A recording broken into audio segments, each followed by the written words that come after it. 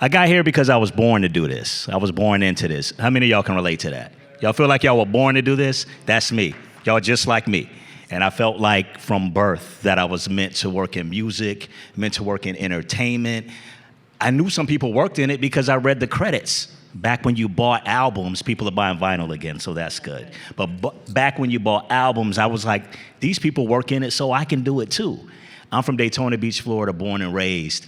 And back then especially, so spring break, Daytona Beach is spring break and NASCAR. MTV used to come down, had the dopest concerts. BET would come down. Y'all used to watch it, right? Come down, all the biggest artists, we used to skip school, go across the river and go to these concerts. We knew the hotels they would stay in. Me and my boys would sneak in the hotels just so we could meet the artists, meet them on the elevator, say what's up. So I met like Biggie and Puffy. I'm telling you, I'm not making this up. Outkast, like you name it. And it made me feel that it was attainable.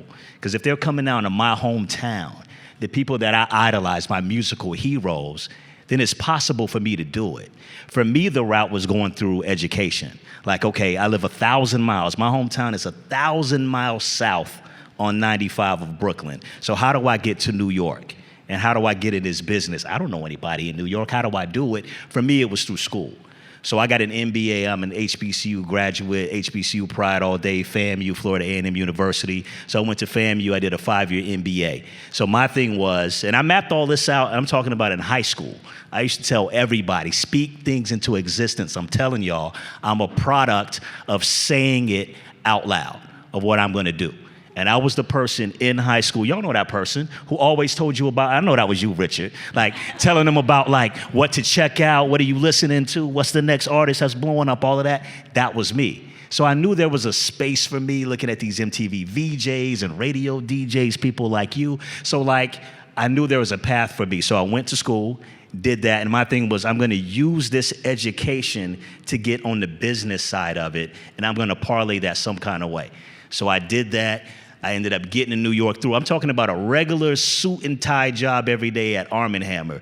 That's what I did. Had nothing to do with music, but any of my downtime, I listened to music and I went and I Googled and I looked up like information about the artist, parlayed that, went to NYU's music business program. So you got a PhD in music business. I got a Master of Arts in music business from NYU. So I used that, and then my first job was Diddy's personal assistant. The rest is history. It's a long story.